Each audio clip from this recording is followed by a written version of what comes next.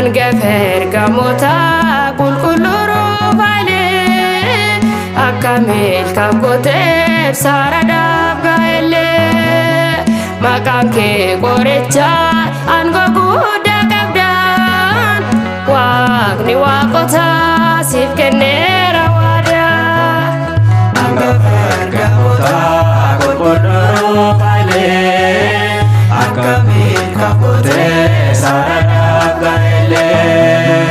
Makanke gorecha angoguda kabdan Wagni wakota sifkenera wada Angafer gamota kulkuluru vale Akamil kakote saradab gaele Makanke gorecha angoguda kabdan Wagni wakota sifkenera wada Angafer gamota kulkuluru vale Akamil kakote saradab gaele Makanke gorecha angoguda kabdan Wagni wakota sifkenera wada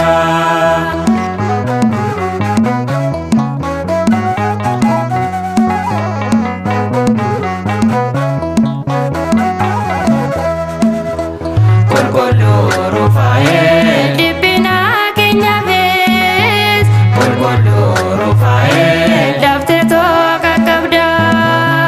Kulkuluru fae Kamachuta sista Kulkuluru fae Lambeso dan gada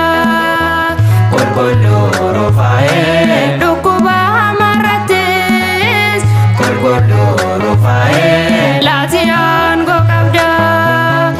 Angafer gamota kulkuluru fae Akamil kakote saradab gaele Makanke gorecha angoguda kabdan Wagni wakota sifkenera wada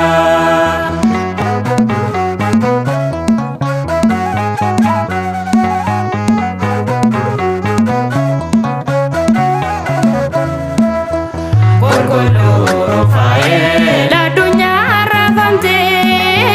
Kulkuluru fae Lujabe sigati Kulkuluru fae Dadamna kampungne Kulkuluru fae Larkade notate Kulkuluru fae Manome ladu Kulkuluru fae Garajo lekete Angafer gamota kulkuluru fae Akamil kakote saradab gaele Makanke gorecha angoguda kabdan Wagni wakota sifkenera wada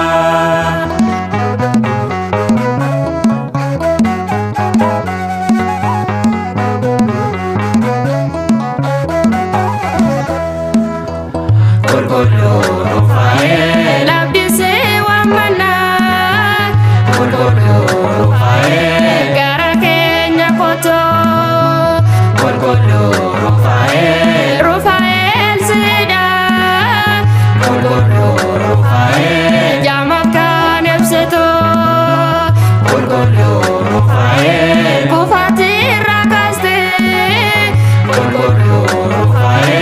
Galatap kanabdo Angafer gamota kulkuluru fae Akamil kakote saradab gaele Makanke gorecha angoguda kabdan Wagni wakota sifkenera wada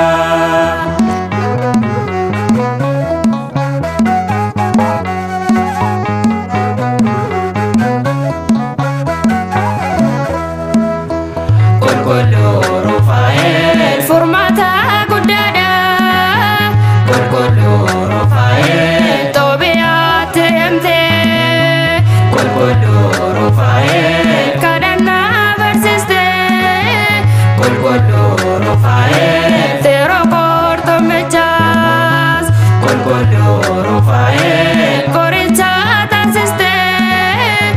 Qulqulluu Rufaa'eel Dasmandiyoos baastee hangafa ergamootaa qulqulluu Rufaa'eel akkamiin kaafotee saadhaaf ga'ellee maqaan kee qorichaa hamba guddaa qabda waaqni waaqotaa si kenneera waadaa hangafa ergamootaa qulqulluu Rufaa'eel akkamiin kaafotee saadhaaf ga'ellee maqaan kee qorichaa hamba guddaa qabda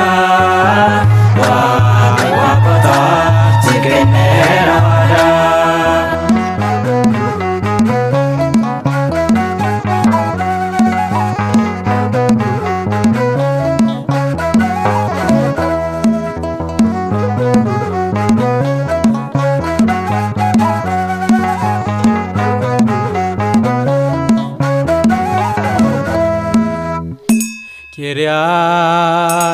Kyrieleison